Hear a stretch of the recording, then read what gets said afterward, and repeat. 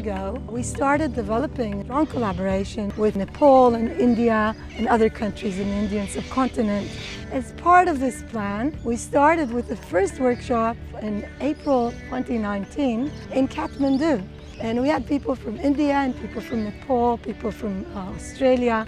The whole goal was to examine how cross-boundary collaboration can help us save species like this elephant and many other species that are highly threatened but cross borders on a regular basis. Part of our collaboration is in training students in working in these beautiful parts of the world. In the Himalayas is where the source of water for hundreds of millions of people come, but also many animal species. And these are very important biodiversity hotspots for the world and for the planet. Part of this partnership, we're hoping to collaborate with the UQ Idea Hub in developing some training so that the future generation of entrepreneurs trying to develop amazing methods to help save species, but also think about the people who live alongside those species.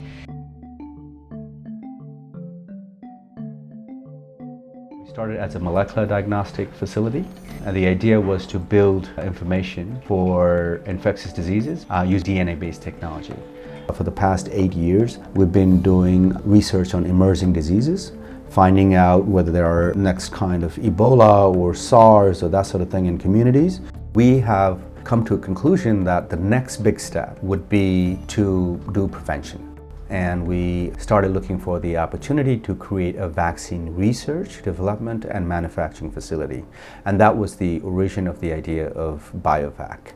So right now we are working with coming up with a new formulation of animal poultry vaccine that will kind of cater to rural communities. And so we will be producing this vaccine that is in a tablet form, that doesn't need cold chain, and that can be basically taken into all these rural areas where access to the roads and access to cold chain is not available, but they still have a lot of poultry as a livelihood and protein source.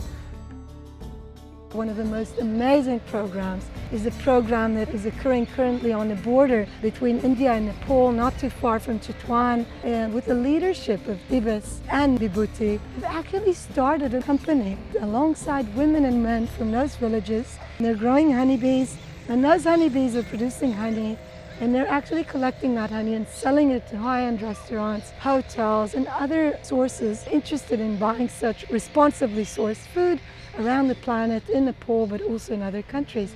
And that alone provides an amazing alternative income source for that community, which instead of eating bats and instead of hunting rhinos and elephants and other very important species, they now have a better source of living that they're very proud of. It connects them to their environment. We went to Silinge, the village where we could start a social entrepreneurship project.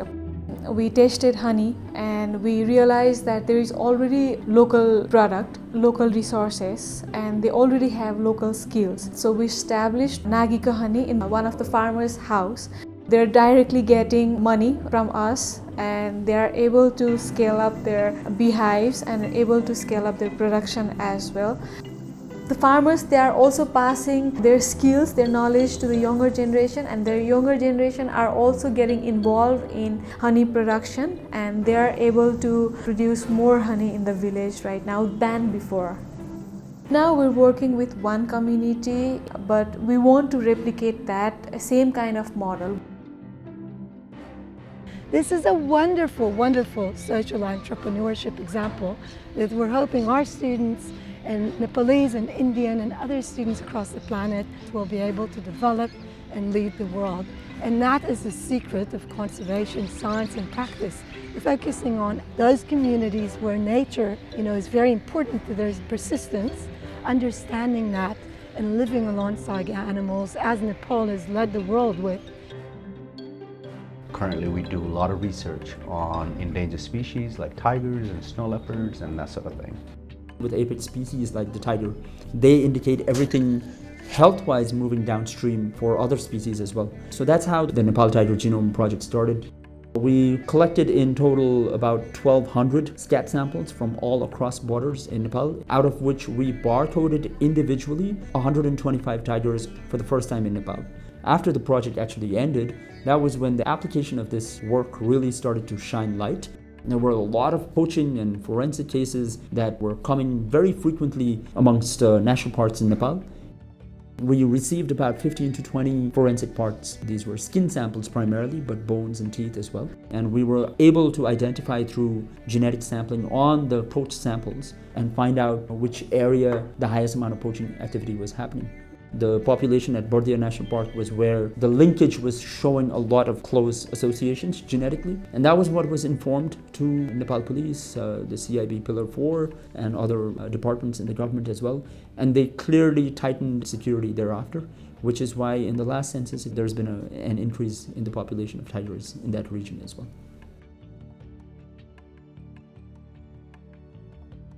The main challenge is really a balance between what human interests are and what conservation is.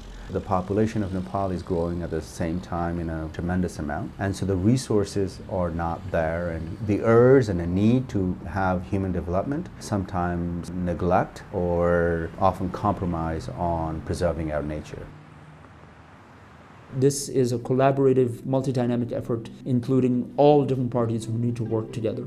There's no you and I and our interests versus your interests, because at the end of the day, I want furthermore generations to be able to bask in the magnificence of seeing a snow leopard or a tiger or even any species that's available out there, because we all deserve to enjoy our environment the way our past generations have been able to. With the globalized world, the importance of collaboration has become even more important. We have been hosting a lot of students. When they come, they get not only to experience the new things that we're doing, but also they get to experience the culture, a different way of looking at life and learning in return. I think that kind of interaction and engagement makes them much more aware of what our common problems are and how we can contribute towards the solution.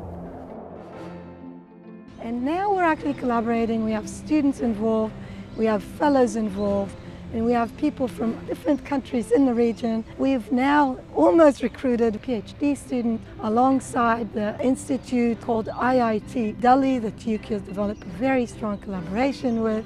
We're very excited about all this because we're hoping this will help us protect tigers, elephants, rhinos, big cats, leopards, many other animals that cross boundaries on a daily basis.